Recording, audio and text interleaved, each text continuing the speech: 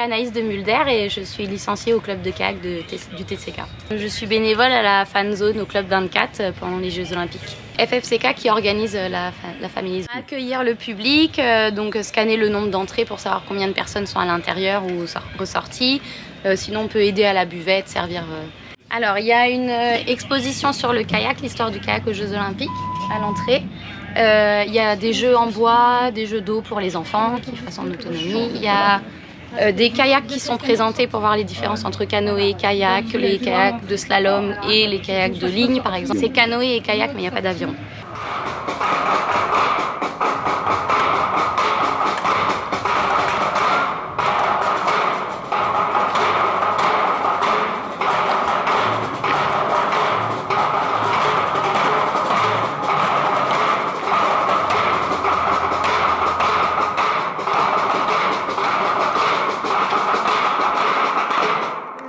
Planchet, moniteur canoë et kayak ici au club de Torcy. 230, on a, pour un club de kayak c'est un gros club. Ouais. Il y a des enfants qui viennent à des centres, on accueille les centres le matin, on va accueillir les centres aussi pendant les Paralympiques, toutes les écoles du secteur pendant les Paralympiques. Alors aux Jeux Olympiques vous avez l'épreuve de slalom. Peut-être faire la différence entre canoë et kayak déjà, regardez. Là vous avez un kayak qui est juste ici. Dedans on se place assis, les jambes devant. Et on a une pagaie, regardez, qui est une pagaie double. Ça, c'est le kayak. Ouais. Au-dessus, il y a un canoë. Vous voyez le canoë au-dessus. Le canoë, on a une position qui est différente parce qu'il est à genoux en fait. On va mettre les fesses ici, les genoux ici et les pieds derrière. On est vraiment à genoux. Et on rame avec une pagaie qui est une pagaie simple avec une olive au-dessus. C'est deux disciplines qui viennent d'endroits différents. Vous avez le canoë qui vient ici du coup de l'Amérique centrale, ici, et vous avez le kayak qui vient des Inuits, ici. Donc deux différentes. Les canoës, l'avantage du canoë c'est qu'on est un peu plus haut pour pagayer, donc du coup on a un peu plus d'amplitude. Deux pales. C'est la différence entre canoë et kayak. Donc là vous avez slalom avec les piquets. Slalom vous avez les piquets qui sont là. Donc les piquets qui sont là, ils ont un parcours dessiné sur le bassin, ils passent un par un. Okay. Slalom, et sur le slalom, il y a canoë, kayak, homme-femme. On part sur border cross maintenant. Kayak cross qui vient d'apparaître cette année. Ouais. On est sur des bateaux qui sont que des kayaks, comme celui-ci. La différence, c'est qu'ils sont en plastique, un peu plus solides, enfin un peu plus solides, un peu plus résistants au choc. Ils partent à 4, c'est les deux premiers qui arrivent, qui sont qualifiés pour le tour suivant. Voilà. Et après, vous avez donc le canoë et le kayak en sprint, donc sur l'eau plate. Et là, on va pouvoir aller voir les anciens bateaux qui sont derrière. On a tous ces bateaux-là ici, qui sont des kayaks. Alors vous avez plusieurs générations de kayaks. Hein. Vous avez des kayaks, les anciens kayaks étaient en bois. Maintenant, ils sont en fibre de carbone. Et là, vous avez un kayak ici de sprint sur l'eau plate. Et là, vous avez les canoës sprint qui sont là. Et là, on est en position check dessus. On a le pied là. Calé derrière, je fais la position ici mais pas dedans. On va se mettre comme ça dedans ici. On est comme ça. Canoë, j'ai la main ici sur la pagaie et je rame. Il y a une place, deux places. Donc là vous avez plusieurs disciplines. Le monoplace, le biplace et le 4 places. Sur les deux bateaux.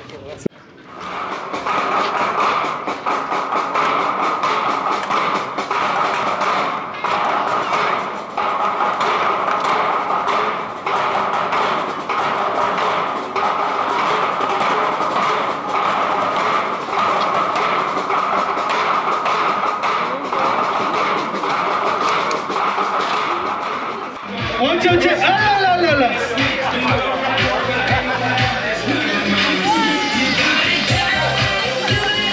Et c'est bon ça.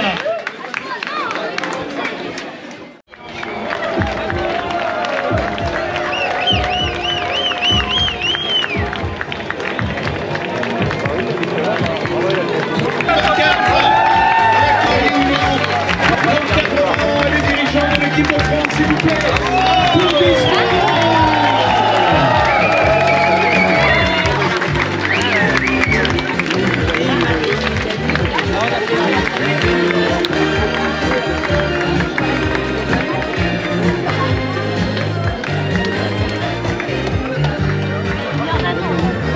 Et on peut taper des mains là, en rythme. Allez, on y va, on va bien s'en faire.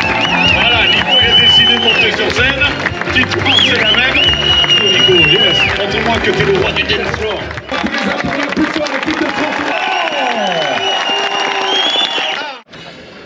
Quand tu étais au départ, je te voyais tout le temps avec du sourire quand je te présentais. T'es comme ça, tu avais décidé de sourire ou tu te laissais aller par les émotions? Bah justement, j'avais décidé de rien du tout. Franchement, je savais pas comment j'allais réagir face au bruit que ça représentait. Et finalement, voilà, c'est vrai que d'habitude, j'ai un regard un peu noir. Et là, je pouvais pas m'empêcher. Franchement, c'était trop cool, quoi. Du coup, c'était grand sourire. On peut l'applaudir, s'il vous plaît. Je vais rester sur toi parce que on a encore les images en tête. C'était Angèle. On va dire que tu pars pas très bien dans cette finale. Comment ça se passe? C'est rapide dans la tête. Comment tu choisis tes options? Ouais, en effet, alors je suis partie en 3e position, je crois, avant le premier stop. Après, je me retrouve 4e. Et je crois que dans ma tête, je me suis jamais dit que c'était fini. Je me suis toujours dit, faut recoller, rester dans le plan de course pour pouvoir doubler en bas parce que ça jouait vraiment jusqu'au bout. Et finalement, bah, ça sort 2e. Du coup, c'est pour le mieux. On peut l'applaudir, s'il vous plaît. C'est comme tu te rends compte que tu vas finir 2e. Alors, je fais le sprint à fond parce que je sais que Kimberly Woods c'est une très bonne sprinteuse. Et bon, à la ligne d'arrivée, quand je vois le nom, là oui, je me dis ok, c'est 2e. Oh, dis-toi, il adore parler au micro, ça je le sais depuis très longtemps.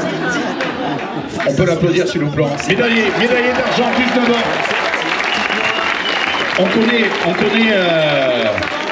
Allez, t'as horreur de faire des erreurs. Des erreurs, t'en as connu pendant ces jeux. Tu repars avec une superbe médaille d'argent. C'est quand même quelque chose d'exceptionnel quand on a 19 ans. Dis-moi tout. Ouais, c'est sûr. Après, là, je vais pas te cacher, je pars surtout sur une erreur, donc pour l'instant, je suis surtout dégoûté. Après, je pense que ce soir, on va bien fêter ça avec toute l'équipe et le sourire va remonter. Vous savez quoi? On va éviter qu'il soit dégoûté.